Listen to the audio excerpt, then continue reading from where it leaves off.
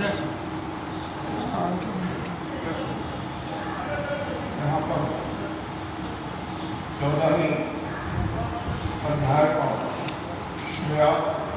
प्रारंभ क्यों याद किया गया, इसके बारे में बता रही हूँ कि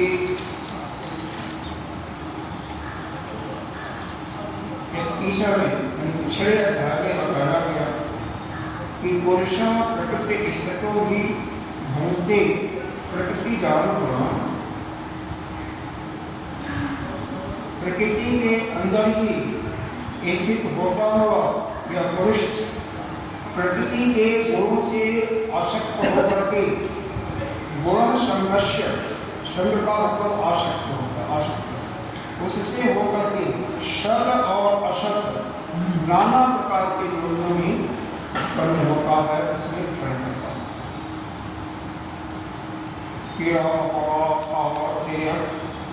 देवता मनुष्य इत्यादि में विचरण, वो विचरण करता रहता है अपने कर्मों के अनुसार। प्रकृति के गुणों को मान करके शरीर को अपना मान लिया। यह जो शरीर है बताया गया था, पहले ही बताया गया था कि इदं शरीरं कौन्तेय क्षेत्रं इति अभिधीयते, यह शरीर ही जो है यह क्षेत्र के रूप में माना गया है।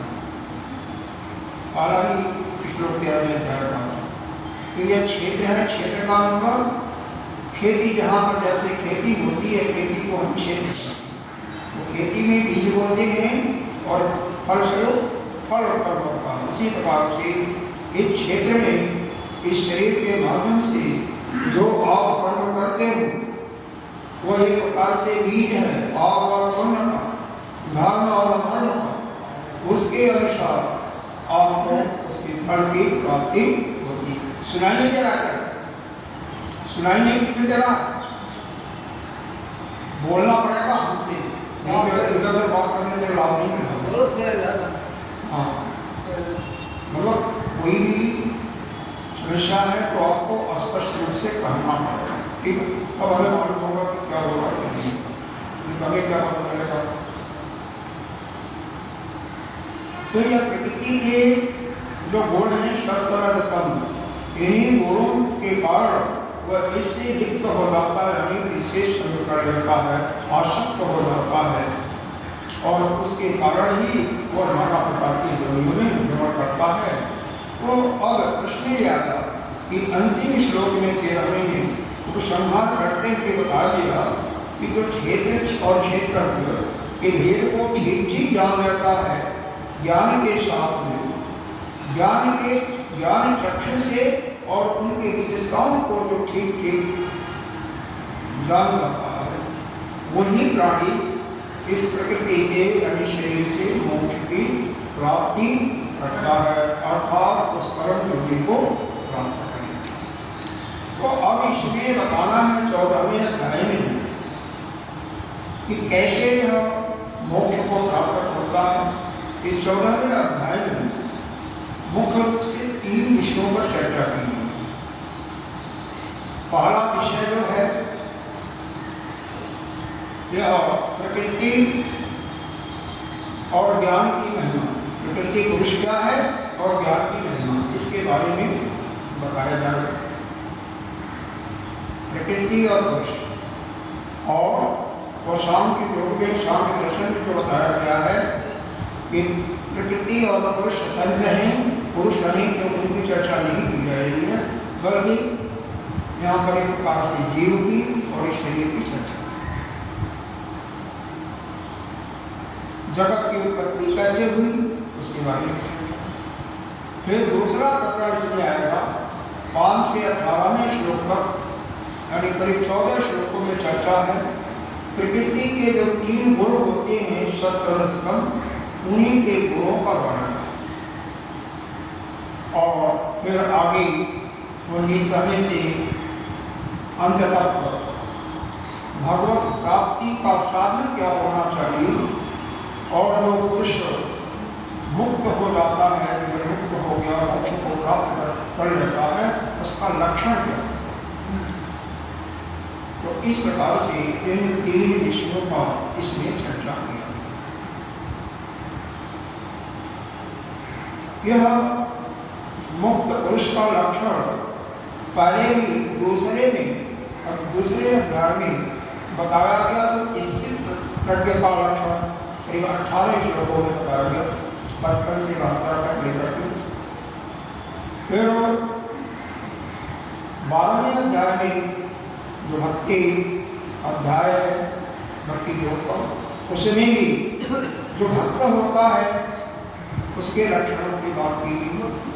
और यहाँ पर फिर जो मुक्त हो जाता है, मुक्त पुरुष का क्या लक्षण होता है, ये लगभग तीनों एक समान ही, कोई बहुत इसमें अंदर नहीं है। 13वें अध्याय में क्षेत्र के बारे में ज्ञान से बताया गया। और फिर बाद में जो है वहाँ पर भी प्रकृति और पुरुष के बारे में बताया। अब यहाँ पर देखिए भाष्यकार जी क्या करती हैं। सर्वम उत्पद्यमानं क्षेत्र संयोगा उत्पद्यते इति उक्तम तत्कथम इति तत्प्रदर्शनार्थम परम इत्यादि अध्याय आरम्भते। उत्पन्न वाली जितनी भी वस्तुएं हैं, सर्वम उत्पद्यमान, जितनी भी उत्पन्न होने वाली वस्तुएं हैं, कैसे होती हैं? क्षेत्र और क्षेत्रज्ञ के संयोग से ही।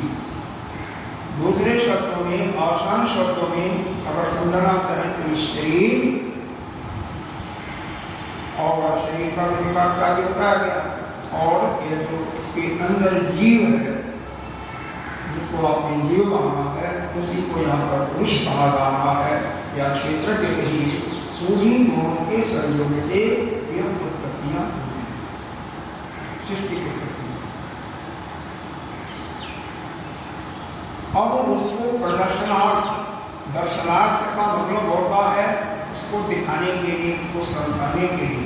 प्र का उपसर्ग लग गया तो विशेष रूप से उसको बताने के लिए, विशेष रूप से उसको दर्शन कराने के लिए। यहाँ पर जो पहला श्लोक है वह उसका प्रारंभ है परम भूयः, तो वहाँ से कह रहे हैं इत्यादि और अध्याय। तो परम भूयः शब्द से इस अध्याय का श्री गणेश किया गया। तो पहला कारण क्या हो गया, इसको जरा ध्यान दीजिएगा। जितने भी उत्पन्न होने वाली सभी वस्तुएं हैं, यानी क्षेत्र के संयोग से जो सब वस्तुएं उत्पन्न होने वाली हैं, उनको विशेष रूप से बताने के लिए कैसे उत्पन्न होती हैं। एक तो पहला कारण यह है 14वें अध्याय के शुरू करने कि जितनी भी वस्तुएं उत्पन्न होती हैं क्षेत्र के संयोग से, तो विशेष रूप से यहाँ पर बताया गया है कैसे उत्पन्न। दूसरा है फिर अथवा, ये समझ में आ गया कि क्षेत्र के ही संयोग से नाना प्रकार के सृष्टि की उत्पत्ति हो रही है, तो उसको विशेष रूप से यहाँ पर प्रदर्शित किया गया है, दिखाया गया है या समझाया कैसे। दूसरा अथवा ईश्वर परतंत्र क्षेत्र जगत कालम न तो सांख्यानाम इव स्वतंत्रयो इति एवं। यह जो शाम के दर्शन में सांख्य मतावलंबी बताते हैं कि क्षेत्र या प्रकृति पुरुष के संयोग से ही, इन दोनों के संयोग से ही सृष्टि उत्पन्न होती है। जगत का कारण यही है, पुरुष और प्रकृति। उसको यहाँ पर क्षेत्र के रूप में कभी तो वहाँ पर एक आया, उसमें पुरुष स्वतंत्र है, प्रकृति स्वतंत्र। यहाँ पर यह बता दिया जाएगा, वो उनका मत, हमारा वेदांत और मत नहीं है। यह बताया जाएगा कि यह प्रकृति और पुरुष स्वतंत्र नहीं है, बल्कि ईश्वर के अंदर काम है। नहीं तो ईश्वर के काम का ही, ईश्वर का सत्ता का कोई जरूरत ही नहीं रहेगी। क्या जरूरत है?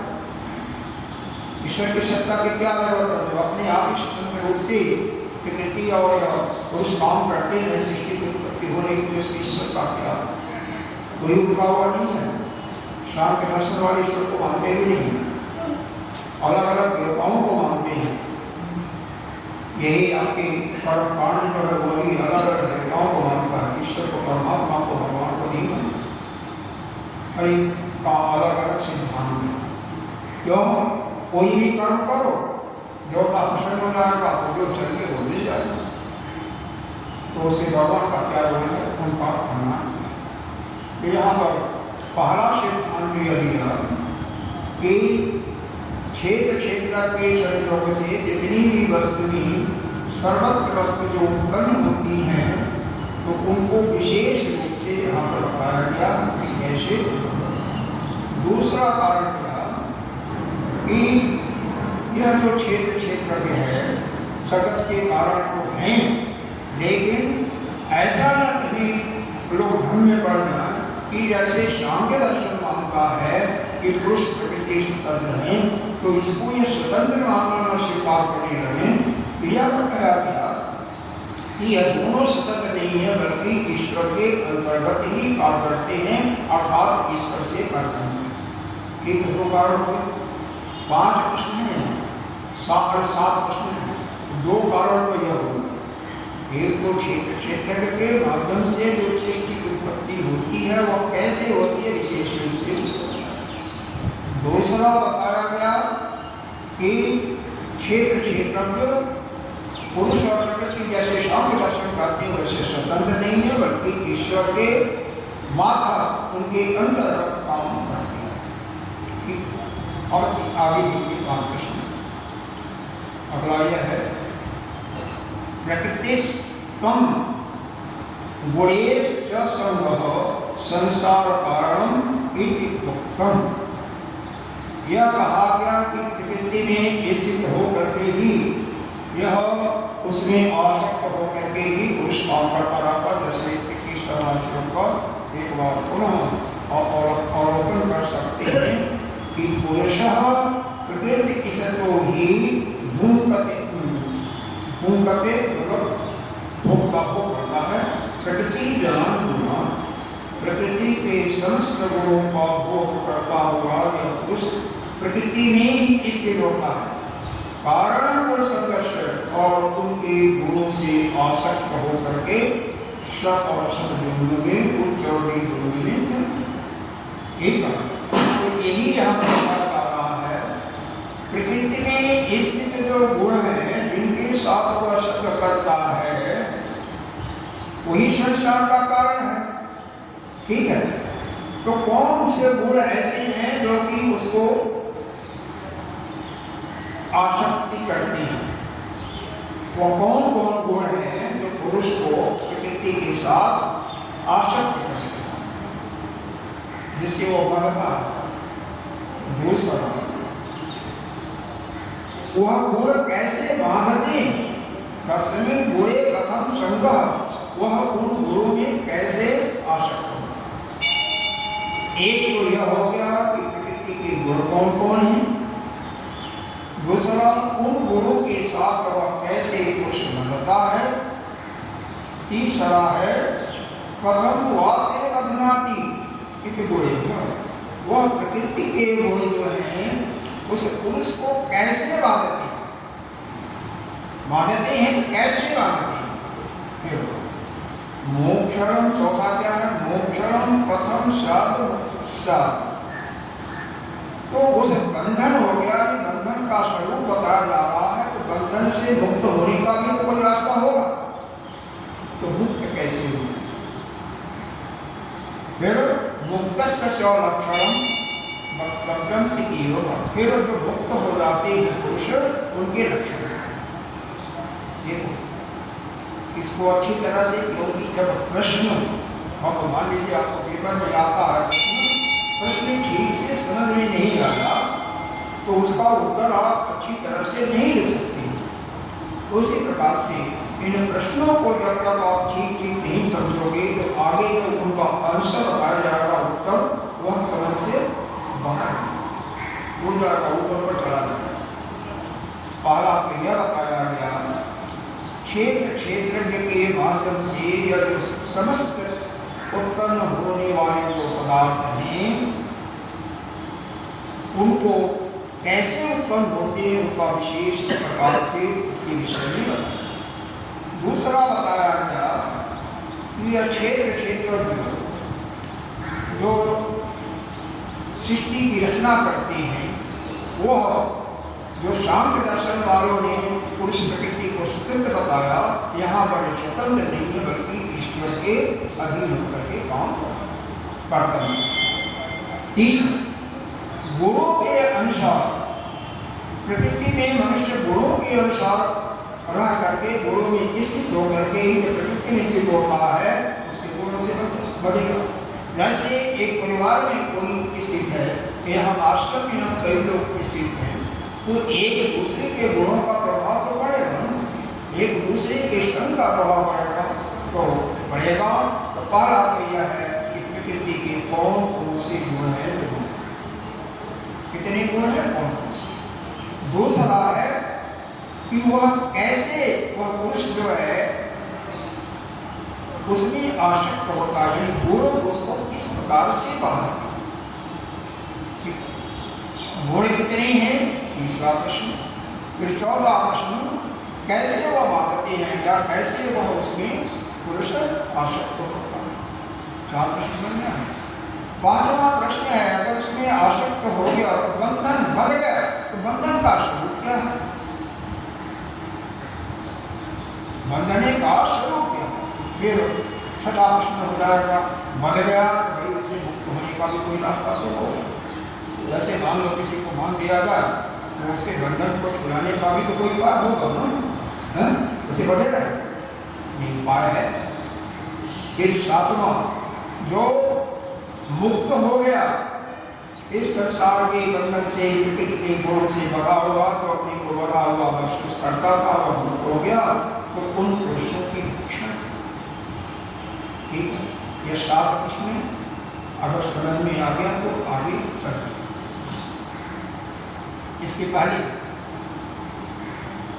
यह जो अध्याय 7वें अध्याय में भगवान ने अपने दो प्रकृति के बारे में बात किया था, परा और अपरा प्रकृति। याद है, यह श्लोक पढ़ना है। अपरा प्रकृति जो है अशदा प्रकृति के रूप में बताया गया था, जिसमें भूमि और चौथा श्लोक ऐसा है, भूमि और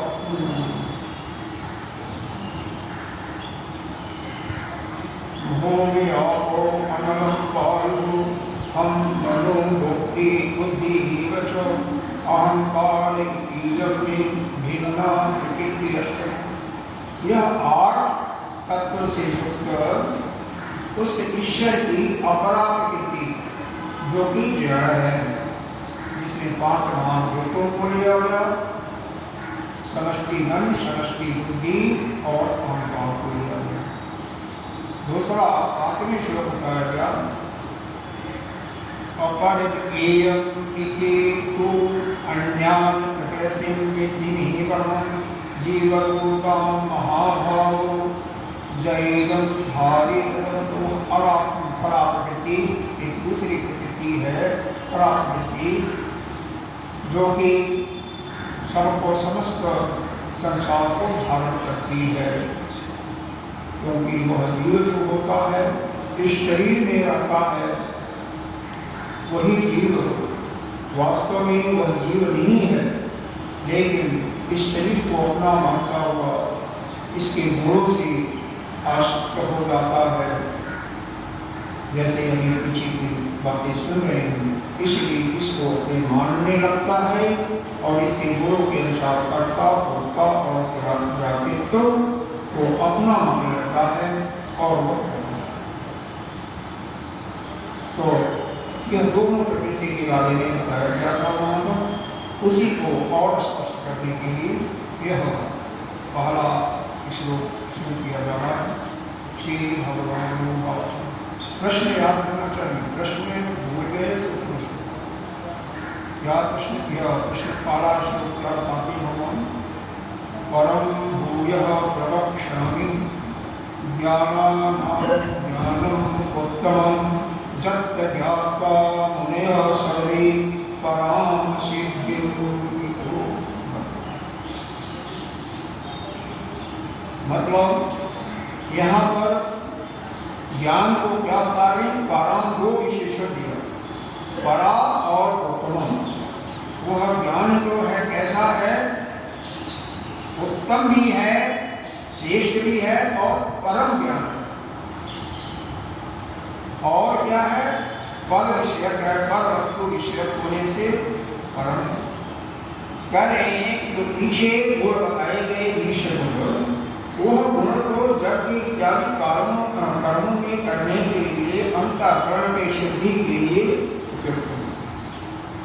लेकिन यह जो गुण है, यह जो भगवान बताने के लिए ला रहे हैं, यह वह जीव जो है किस प्रकार से मुक्त होगा, मोक्ष कैसे प्राप्त करेगा, तो इन गुणों को धारण करके वो मोक्ष को प्राप्त कर सकता है। क्योंकि आगे बताया जब तक ज्ञात्वा मुनयः सर्वे, जिस गुण को जो भगवान बताते जा रहे हैं, यह परावस्तु विषय ज्ञान और श्रेष्ठ ज्ञान को बताने जा रहे हैं, उसको जान करके मुनि और संत सभी जो है सिद्धम की को बता, वह सिद्धि को प्राप्त हो जाते हैं, अर्थात वह मुक्ति को प्राप्त कर लेते हैं।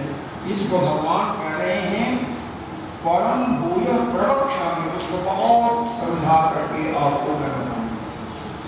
परम भूय प्रवक्ष्यामि। वैसे तो जगह जगह इन गुणों को मैंने दूसरे से 13वें अध्याय तक बताया है, लेकिन परम भूय पुनः, भूय का मतलब क्या होता है? पुनः, बार बार पुनः हम इस गुणों को बताएंगे। क्यों भाई पुनः क्यों बताएंगे? तो कहते हैं आप लोग भूल गए होंगे। बात सही है कि हम लोग तो भूल गए क्या क्या बताया था, दूसरे अध्याय में क्या बताया था, तीसरे अध्याय में दूसरे अध्याय में बताया गया कि यह जो जीव है इसको आत्मा मानो तो ही यह वेद्य है, अकाट्य है, कोई नहीं पढ़ सकता। यह मरने वाला नहीं है, यह मरणशील नहीं है, अजन्मा है। जीव मानो तो ही वासांस जीर्णानि तथा विहाय नवानि कर्माणि लोकानि तथा शरीराणि विहाय जड़ा नान्यानि संजात।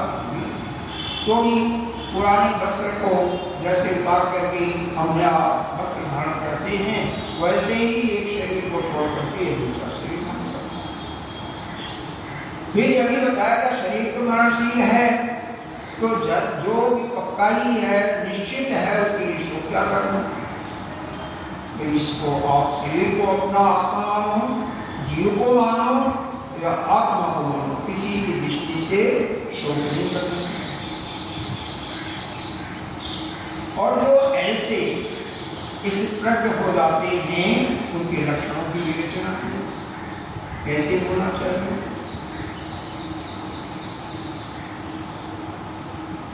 तो तीसरे श्लोक बताया कि प्रकृति सर्व कर्मों को करती रहती है, केवल अहंकारी और विशेष प्रकार का मोह व्यक्ति ही उसको अपना कर्ता मानता है।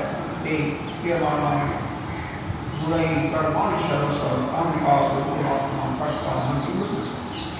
कई गुणों को बताया जगह जगह भगवान ने, तो कह रहे हैं मैंने बताया तो है, लेकिन फिर भी आप लोगों के कल्याण के लिए उसको बताता हूँ।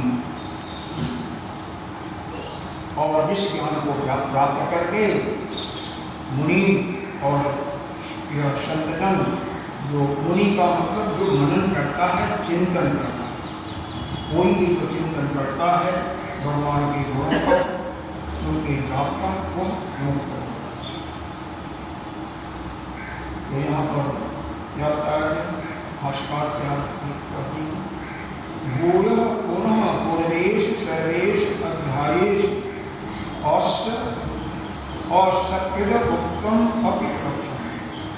समस्त ज्ञानों में जो श्रेष्ठ ज्ञान है, अर्थात जो पर वस्तु विषयक है, क्योंकि पर विषयक वस्तु है इसीलिए वो परम है, और उस उत्तम फल प्रदान करने वाले के कारण वह सभी ज्ञानों में उत्तम है। उस उत्तम और परम ज्ञान को जो कि पहले भी अध्यायों में मैंने बताया है, फिर भी इसको और समझा करके मैं तुम्हें बताने लगा। बताया तो, लेकिन हम भूल जाते हैं, मनुष्य का स्वभाव है बोलना, इसलिए पुनः बताने के लिए भगवान ने ज्ञानानाम इति अमानित्कारीणाम किम तरहि जज्ञानिगेयः बस विषयाणाम इति। कह रहे हैं यह जो 20 ज्ञान को बताया, अमानित्वम, अदम्भित्वम, अहिंसा, शांति, आचार्यो, आसनं, शौचम, स्थैर्यम, आत्मविधि, इंद्रियार्थेषु वैराग्यम, अहंकार एव च, जन्म मृत्यु जरा व्याधि दुख दोष अनुदर्शन।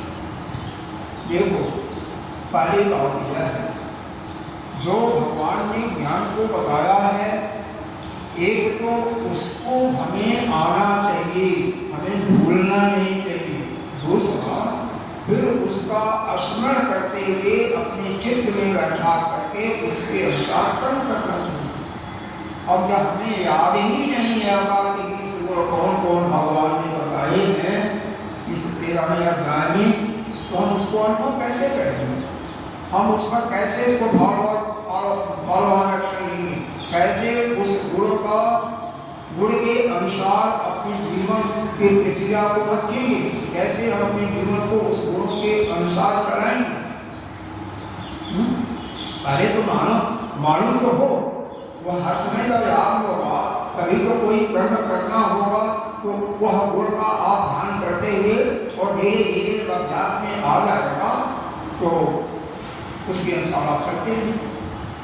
अमानित्व और अमानित्व दोनों कहाँ से होता है? शरीर से ही होता। सारे कर्म शरीर से होते हैं। शरीर को ही मान की इच्छा होती है, मान बड़ाई कोई लोग हमारी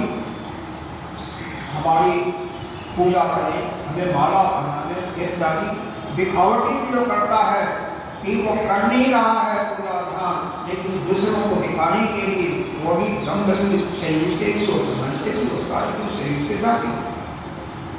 तो यह सभी गुण जो है इन शरीर से ही होते हैं ना। अहिंसा, हिंसा भी कहाँ से होती है?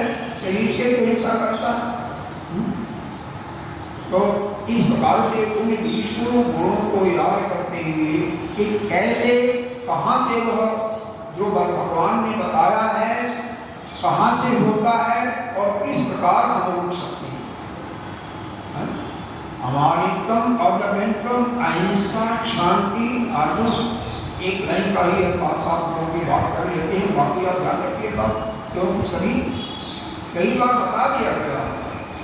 बोलते हैं तो 5 श्लोक याद कर लीजिएगा, गीता जी का 7 से 11। अगर किसी को समझ में ना आए उसको पूछ सकते।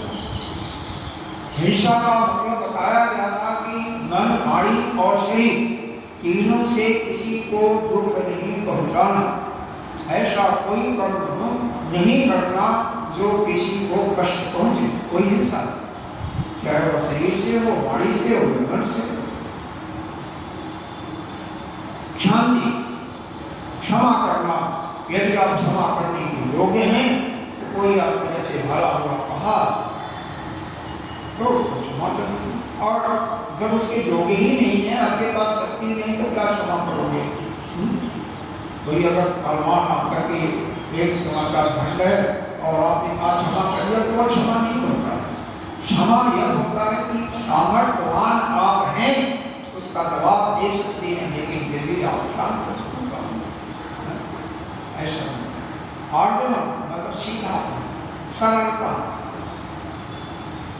सरलता। फिर आचार्य उपासना, आचार्य का उपासना,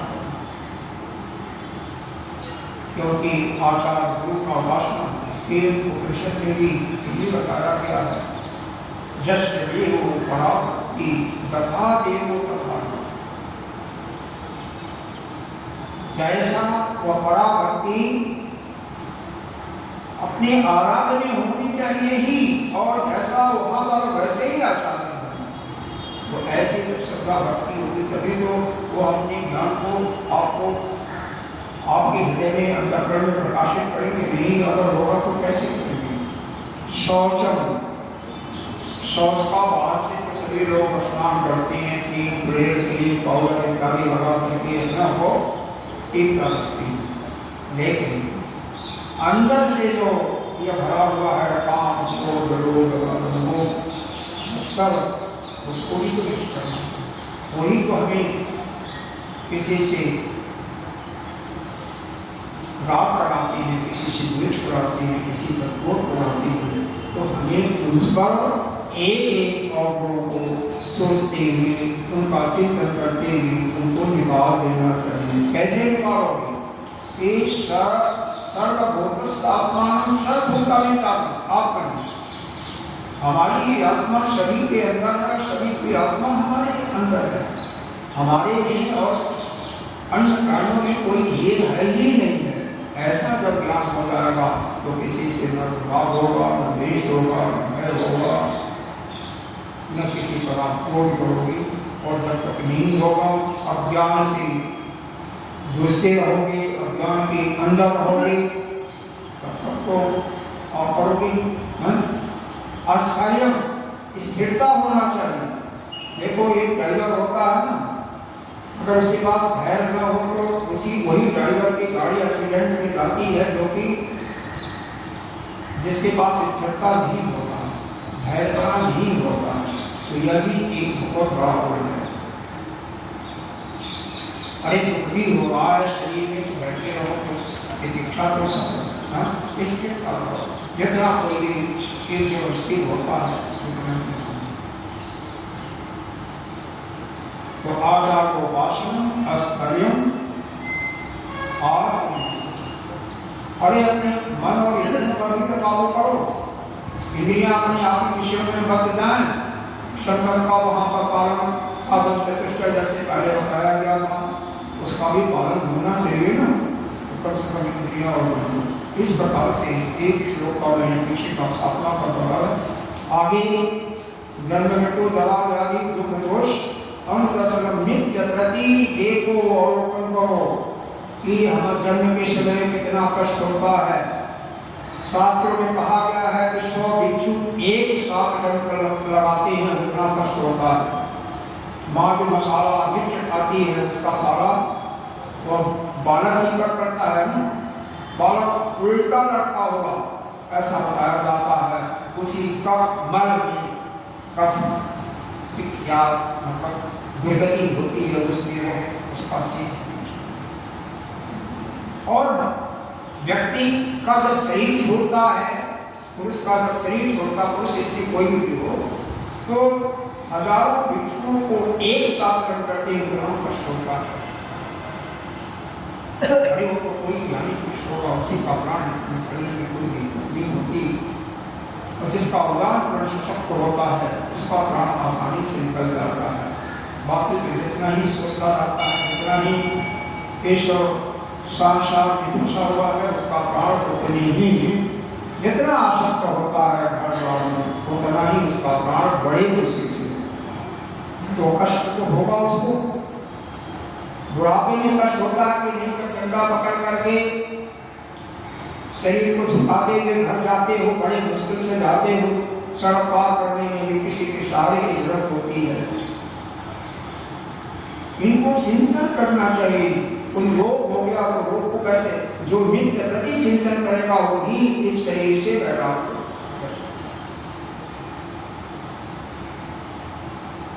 लड़के होते हैं, गोपियां हैं, मांगने पर पानी नहीं देते भी, देंगे भी तो कुछ सुना करके, अब ये भी हम चिपके हुए, क्यों चिपके हुए, क्या करें।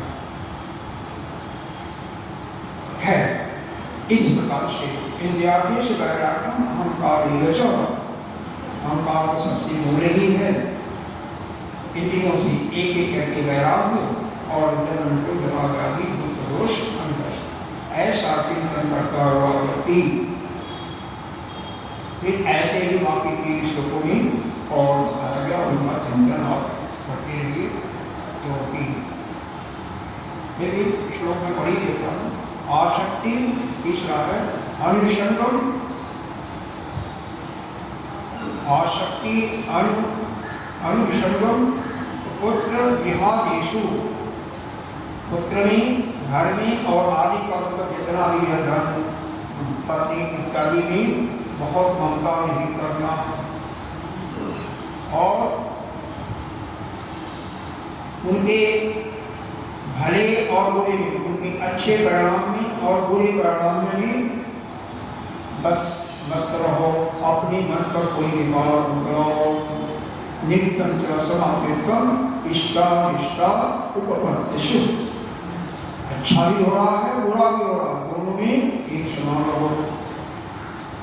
नहीं तो अपने पूर्वजों को देखो, भगवान राम को, श्याम को आदेश दिया जाता है कि सुबह आपका जो राष्ट्रपति के लिए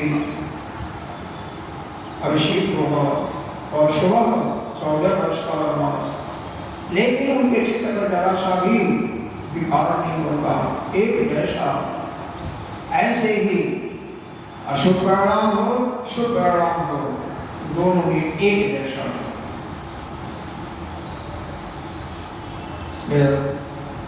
10वां श्लोक है मय्यच अन्यान्य योगीन भक्ति और व्यभिचारिणी।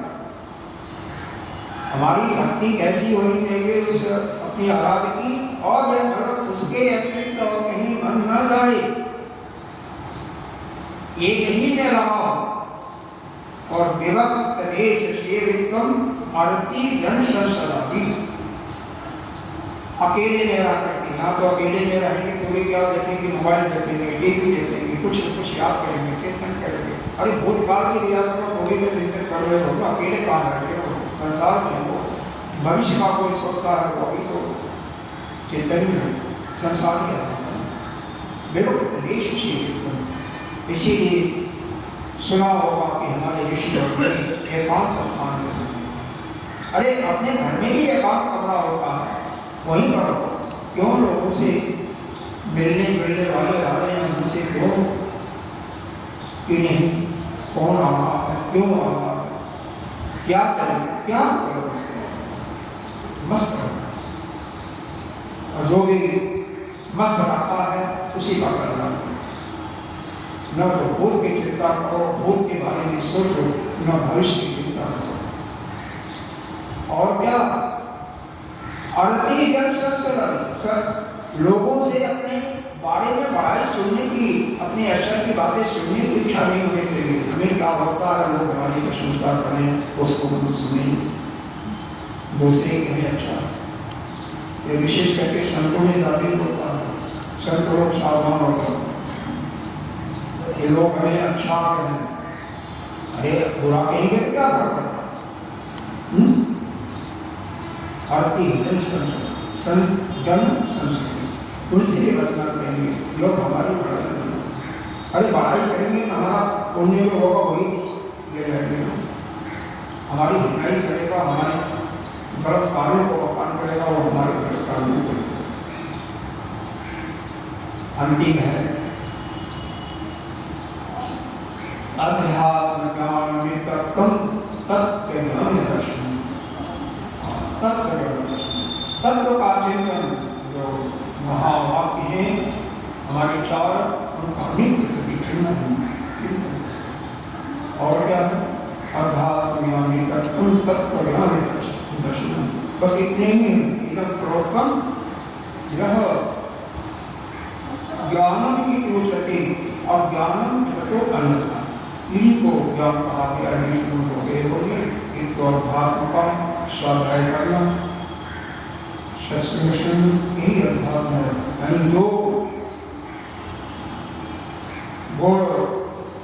जो ज्ञान हमें परमात्मा से मिलाने के लिए ले जाता है, वही अध्यात्म है। तत्ववाइज चिंतन करना कि मैं जिसकी वासना कर रही है वह ब्रह्म ही है, एक है और ब्रह्म ही है, ऐसा चिंतन करके रखना। ऐसा अगर ज्ञान जो है यह करते हैं कि यह जो दिया गया, बताया गया, यज्ञ आदि गेय वस्तु विषयाम की, यज्ञ देय वस्तु विषयक ज्ञानों का ग्रहण, यह मोक्ष प्राप्ति में सहायक है, डायरेक्टली सहायक है, क्योंकि अंतर्कनिष्ठ होगा। लेकिन इस समय इस 14वें अध्याय में मैं आपको वह ज्ञान बताने जा रहा हूँ जो मोक्ष प्राप्ति करने में सीधे सहायक। तानि च मोक्षाय इदं तु मोक्षाय इति परतत्त्वं शब्दाभ्याम अस्मति श्रोत बुद्धि अच्युत कारणनार्थम। क्यों? क्योंकि परम और उत्तम इन दोनों शब्दों से श्रोता के बुद्धि में उत्सुकता जागे, रुचि जागे, उसके लिए ऐसा भगवान ने। भाई देखो, हम कुछ भी करें न करें, हमारे अंदर तो एक, जब तक रुचि नहीं पैदा होती है, एक हमारी श्रद्धा नहीं बढ़ती है, रुचि होगा कि जो कहा जा रहा, वक्ता बोल रहा है, उससे हमें कुछ मिले। आजकल कोई भी हो, कोई पुरुष हो, बिना किसी लाभ के वो कहीं नहीं जाना चाहता, कोई कार्य करना ही नहीं चाहता। हर काम होगा तो उसमें हमें क्या लाभ होगा, तो इसलिए उसके बुद्धि में उस स्रोत जो सुनाया जा रहा है, उससे उसकी रुचि, उस विषय में रुचि जगे, उसके लिए इस परम ज्ञान को बताने के लिए ऐसा कहा जाता है। ये लाभ क्या होगा भाई? या आप भगवान बताने को जा रहे हो, उससे हम लोगों को क्या लाभ होगा? तो कहते हैं कि जत ज्ञात्वा, जिसको जान करके, जत ज्ञान, उस ज्ञान को तुम जान जाओगे ठीक, तो क्या होगा? प्राप्य मुनयः सन्यासिनो मननशील, जितने भी मननशील हैं, चाहे सन्यासी हैं, मुनि हैं, सभी परम सिद्धि, वह जो मोक्ष रूपी परम सिद्धि है, इसको प्राप्त कर लेंगे। असमात देह का, और यह जो देह का बंधन है नाना प्रकार की योनियों में, इससे वह। तो भगवान यहाँ पर उस ऐसे ज्ञान को बताने जा रहे हैं कि जो हमारे बुद्धि के अंदर रुचि कौतूहल पैदा करे, और साथ में बुद्धि के अंदर श्रद्धा जागृत हो, जिससे उस ज्ञान को सुन करके हम उसका मनन करके इस संसार रूपी भवसागर से तो कहते हैं भाई सुनाइए, बहुत अच्छा है। तो फिर कहते हैं अश्चात सिद्धे एकांतिकत्वं दर्शयति, इस ज्ञान द्वारा प्राप्त हुई सिद्धि को अव्यभिचारिता नित्यता दिखाती है। यह जो ज्ञान होगा, यह नित्यता को प्रदर्शित करता है। और श्लोक को फल देते हैं, बाकी इस पर डिस्कशन फल करेंगे। संज्ञाभावश इदं ज्ञानम् उपाश्रित्य मम भगवता सर्गे नो उपजायन्ति प्रलये न युध्यन्ति च। देखो अर्थ बताई देते हैं, बाकी भाष्य कर देते हैं। इदं ज्ञानम उपाश्रित, अभी ज्ञान बताया नहीं भगवान, लेकिन हमारे अंदर कौतूहल जागृत कर रहे हैं। इस ज्ञान को भली भांति तुम जब इसका शरण लोगे, मम साधन आगता, अर्थात उस ज्ञान के साधनों का अनुष्ठान करके तुम क्या करोगे? मुझे परमेश्वर की समानता को, यानी मेरे साथ ही एक रूप हो जाओ। सर्वे न उपजायन्ति प्रलय न, और ऐसा जब हो जाओगे, मेरे ही रूप में हो जाओगे, तो सृष्टि के उत्पत्ति काल में या प्रलय में कभी भी तुम्हें कोई व्यथा नहीं प्राप्त होगी और तुम्हें कभी उत्पन्न नहीं होगा। या सृष्टि का प्रलय हो या सृष्टि का उत्पन्न। तो इस प्रकार से अभिज्ञान का केवल व्यथंत माने दुख होता है, प्रलय का जानते ही प्रजानते माने सृष्टि के प्रारंभ में। तो बाकी यह ज्ञान अभी भगवान आगे बताएंगे, हम लोग कल इसके बारे में सुनेंगे। बहुत ही यह इंटरेस्टिंग सब्जेक्ट है, कम से कम हमें मोक्ष की तरफ ले जाएगा। शायद यह 7-8 दिन का होगा, क्योंकि कोई 27 श्लोक में काफी नहीं है और उन्हीं श्लोकों में भगवान ने हमें प्रकृति के तीनों गुणों का 14 श्लोकों बताएंगे, तो ज्ञान के विषय बताएंगे। फिर बाद में अंतिम 9 श्लोकों में भगवान हमें मुक्ति का कैसे प्राप्त होगा और फिर मुक्त पुरुष के लक्षण क्या होंगे उनके बारे में चर्चा। और आप थोड़ा सा रेगुलरिटी एंड नित्यता रखेंगे, साथ में जो बताया जाए उसको अपने अंदर धारण करने की कोशिश करेंगे। आपको होना ही चाहिए कम से कम 7 प्रश्न जो आप बताएंगे, जिनका उत्तर हम आगे देने वाले हैं, उनको आप अपने अंतःकरण में ठीक रखाएं, उनका चिंतन करेंगे, याद हो जाएगा।